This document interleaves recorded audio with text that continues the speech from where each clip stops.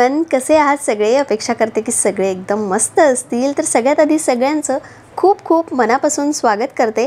आणि आज ना अक्षय तृतीया आहे। व्हिडिओ यायला थोडासा उशीर होईल, पण अक्षय तृतीयेच्या दिवशी हा व्हिडिओ मी केला होता, म्हणून सगळ्यात आधी ना अक्षय तृतीयेच्या सगळ्यांना खूप खूप मनापासून शुभेच्छा।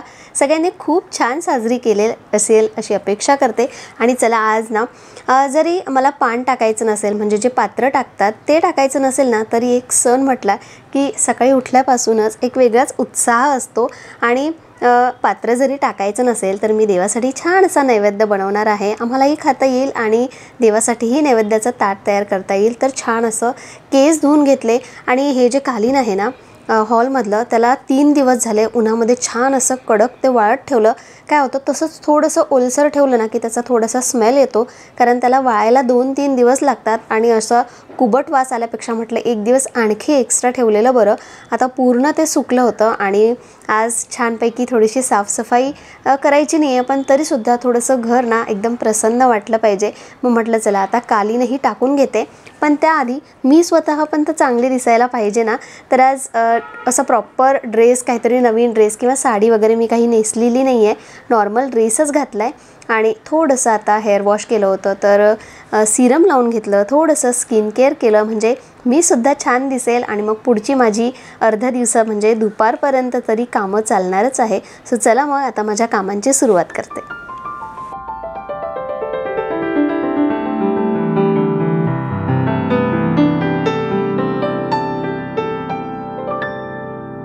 अक्षय तृतीयेच्या बऱ्याचशा अशा लहानपणीच्या आठवणी आहेत।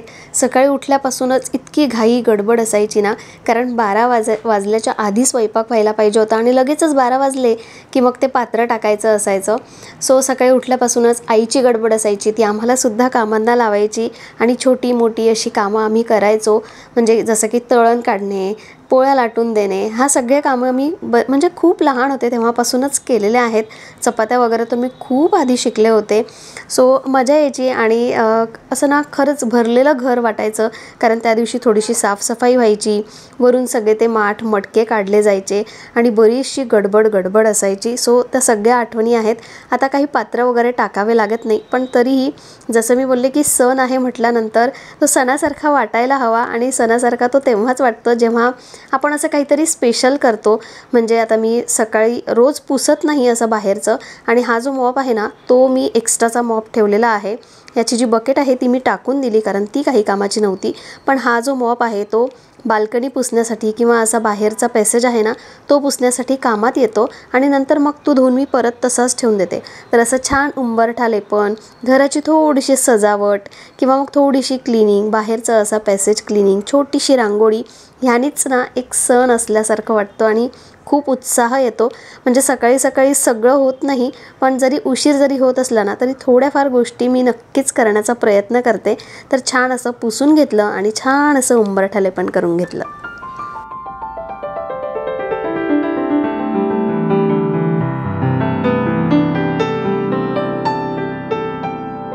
रियांशच्या सुट्ट्या लागल्या होत्या आणि सुट्ट्या लागल्या की खरंच उठायलाच उशीर होतो आणि त्यानंतर मग सगळा उशीर होणारच हे माहिती आहे।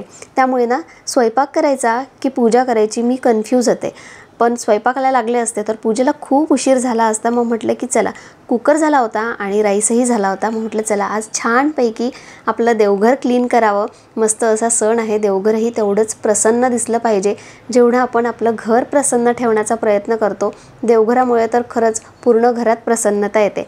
आणि तुम्हाला सांगू, माझं पूर्ण घरातलं खूप छान असं जे मला खूप जास्त आवडतं ते म्हणजे माझं देवघर। तशा बऱ्याचशा गोष्टी आहे, पण तरी एक मनाच्या जवळ जे आहे ना ते माझं देवघर आहे।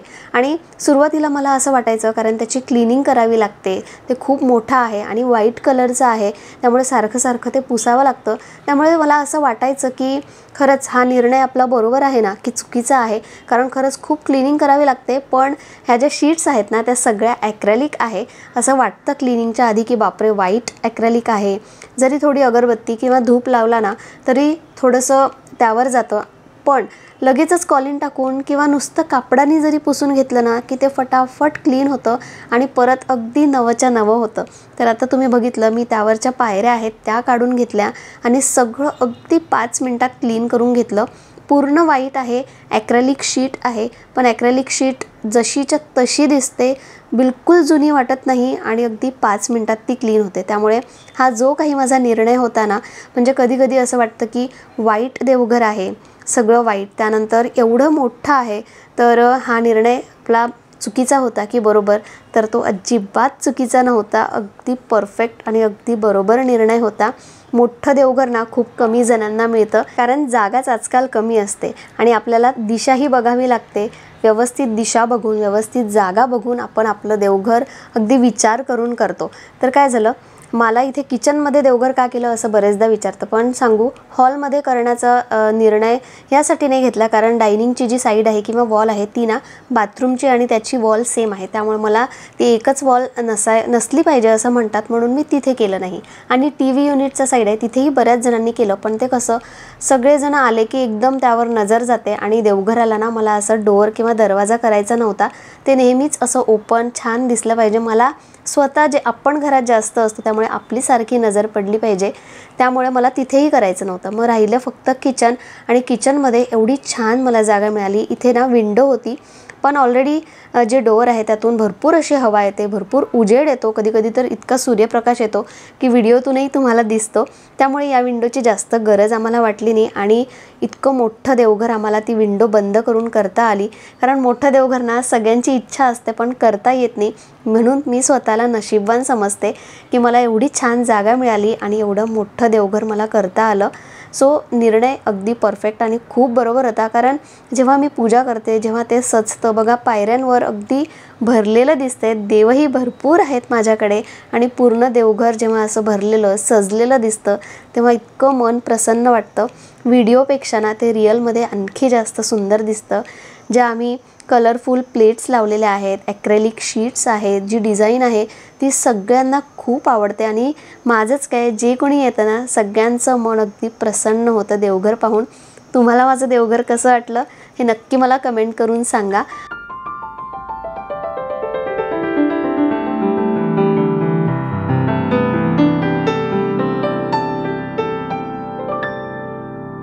आता जे रेग्युलर बघतात त्यांना माहिती आहे, पण जे नवीन आहेत किंवा ज्यांनी कमेंट्स केल्या त्यांना सांगते की किचन आम्ही थोडं बंद करून घेतलं एका साईडनी, आणि तिथे असा एल शेप प्लॅटफॉर्म करून घेतला आणि असं तिथे छानसं असं देवघर करून घेतलं।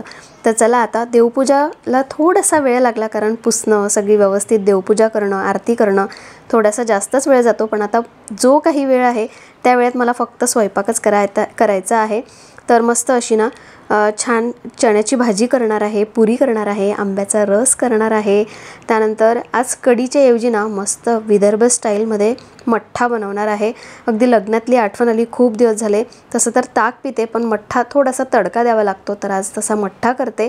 आणि आंब्याचा रस आणि पुरी कोणाला नाही आवडत, आज बऱ्याच जणांकडे पुरणपोळी किंवा आंब्याचा रस आणि पुरी बनणार आहे मला माहिती आहे।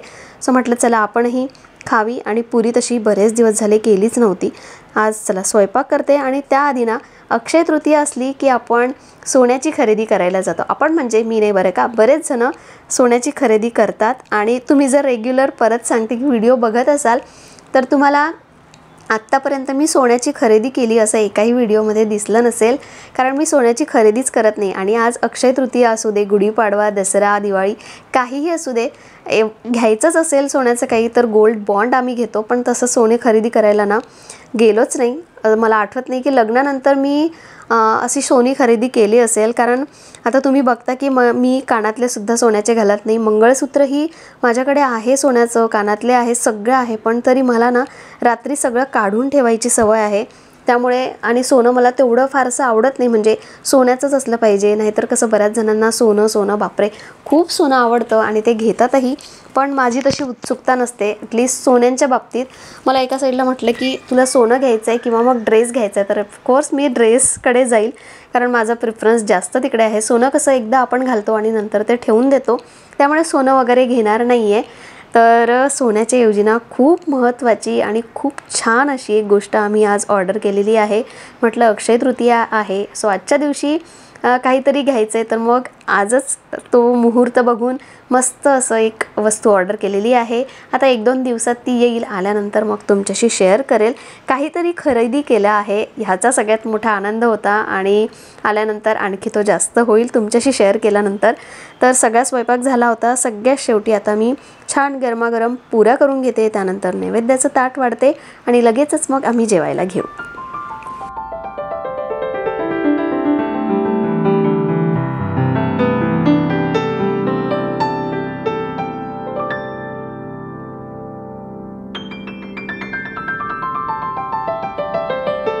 जेवायला बसताना भरलेलं ताट होतं आणि रियांशला डायनिंगवर बसायचं नव्हतं. सो मी सुद्धा आज मस्तपैकी पालथी मांडून त्याच्यासोबत जेवायला बसले आणि खरंच भरलेलं ताट होतं जसं तुम्ही बघितलं.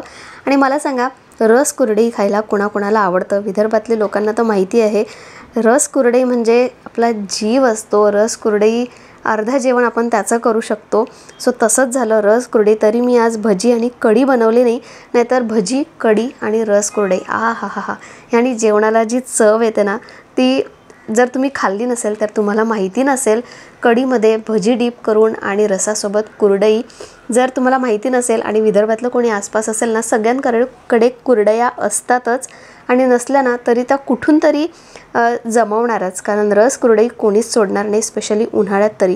तर मस्त आता असा रस कुरडई आणि रस पुरीवर ताव मारणार आहे. आणि मठ्ठाला कसं विसरले. मठ्ठा म्हणजे पंगत बसली असायची आणि आपल्या द्रोणामध्ये किंवा वाटीमध्ये जर मठ्ठा भरलेला असायचा आणि वाढणारा मठ्ठा घेऊन येत असेल ना, तर पटकन तो वाटीतला मठ्ठा कसा संपवायचा ना, ती सुद्धा किती मजा होती ना. म्हणजे तो संपला की परत आपल्याला मठ्ठा मिळेल. कोणी असं केलं आहे, जर विदर्भातले असतील असे पंगतमध्ये तुम्ही बसला असेल किंवा कुठल्याही याच्यासाठी पदार्थासाठी जर तुम्ही असं केलं असेल तर खरंच आत्ता ती मजा येत नाही, कारण आत्ता ना बुफेज असतात. सगळं आपल्याला मनाप्रमाणे जेवढं पाहिजे तेवढं घेता येतं. पण तीही एक आठवण होती की ती मजा यायची ना, पटकन आपण खाऊन घ्यायचो आणि नंतर आपल्याला दुसरं मिळायचं. खरंच त्या आठवणी राहून गेल्यात आता आणि मुलांना तर ते कळणारच नाही. त्यांना इतकं मिळतं आता, जेवढं पाहिजे तेवढं आयतं मिळतं सगळं. त्यामुळे त्यांच्या कशा आठवणी असतील काय माहिती, पण असो अशा छान छान आठवणी मी आज तुमच्याशी शेअर केल्या. मला माहिती आहे की तुम्ही नक्की रिलेट कराल, कारण बऱ्याच जणांच्या अशा छोट्या छोट्या आठवणी असतात. असो आता ना छानपैकी सगळं काढून घेतलं, कारण बऱ्यापैकी स्वयंपाक उरला होता. आता गॅसचा ओटा आणि सगळं क्लीन करते आणि त्यानंतर करते थोडासा आराम.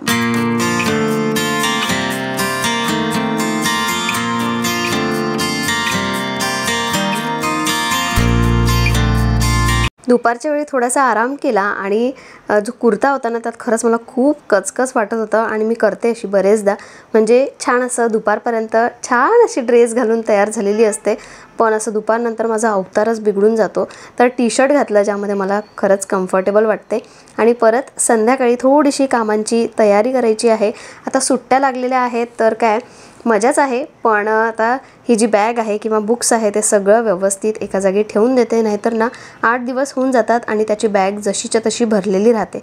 मग म्हटलं की चला आज स्वयंपाकाचं जास्त टेन्शन नाही आहे, मग थोडंफार आपण त्याचं जे युनिट आहे किंवा जो टेबल आहे त्याचा तो थोडासा साफ करावा, काय ॲटलिस्ट बॅग तरी रिकामी करून ती धुवून वर ठेवता येईल. तर त्याचे सगळे ना बॅग्समध्ये जेवढं काही सामान होतं सगळं काढून घेतलं. आता मुलांची मजा आहे, आपण खेळू नको असं म्हणतो, पण खरं तर उन्हाळ्याच्या सुट्ट्यात आपण काय केलं आहे, मामाच्या गावाला जायचो, खेळायचो. अभ्यास केला होता का आपण, पण आपण आत्ता एक्सपेक्ट करतो की मुलांनी खेळावं पण अभ्यासही करावा आणि त्यांना तसं ना होमवर्क किंवा प्रोजेक्ट्सही मिळतात, म्हणजे खरंच अभ्यासही असतो. तर शांतपैकी छान असा संध्याकाळचा दिवाबत्ती करून घेतला आणि जे सामान काढलंच होतं ना त्यामध्ये हळदी कुंकाचे असे 2 पॅकेट्स मिळाले आणि त्याचसोबत ना सेम मला त्याच्यासोबत अशा डब्याही मिळाल्या. म्हटलं तसेच पॅकेट्स ठेवल्यापेक्षा ना अशा ज्या डब्या आहेत त्यात काढून ठेवते आणि परफेक्ट त्या डब्यांमध्ये एक येलो आणि एक रेड कलरची डब्बी हवी होतं असं टाकताना मला वाटलं. पण असो, आणि हे जे हळदी कुंकू आहे ना ते माझ्या मैत्रिणीने मला दिलं होतं. तर हे हळदी कुंकू आपण कसं, मी नॉर्मली जेव्हा अमरावतीला जाते तेव्हा अंबादेवीत जाते तिकडून आणते, पण हे हळदी कुंकू खूप मला छान वाटलं. कुंकू तर इतकं डार्क आहे ना आणि त्याचा कलरही लागत नाही, म्हणजे ओलं असताना जर आपण लावला ना टिक्का तर त्याचा कलरही चढत नाही. खूप मस्त कुंकू आहे. जर तुम्हाला कुठे मिळालं नाही दुकानात तर असं आणून बघा एकदा, मला तरी खूप आवडलं आहे. तर आता स्वयंपाकाचं जास्त काम नाही आहे. जे स्प्राउट्स होते त्याचे मी चिले बनवून घेईल आणि म्हटलं जरा खाली जाऊन येते, थोडं वॉक करते किंवा मग गप्पा मारते जरा. आणि असा होता आजचा माझा अक्षय तृतीयेचा दिवस. मस्त अशी एक वस्तू ऑर्डर केलेली आहे, ती आल्यानंतर तुम्हाला दाखवते. आणि अक्षय तृतीयेला तुम्ही काही घेतलं असेल तर ते सुद्धा मला कमेंट करून सांगा, मला सुद्धा खूप आनंद होईल. आणि आजचा व्हिडिओ कसा वाटला हे सुद्धा सांगायला विसरू नका. तुमच्या कमेंट्स म्हणजे माझ्यासाठी मोटिवेशन असतं, असं मी नेहमीच म्हणत असते. तर चला मग आत्ताच्या व्हिडिओला मी इथेच एंड करते. आपण उद्या भेटूया परत एका छानशा नवीन व्लॉगमध्ये. तोपर्यंत मस्त रहा, स्वस्त रहा आणि आनंदी रहा. चला बाय.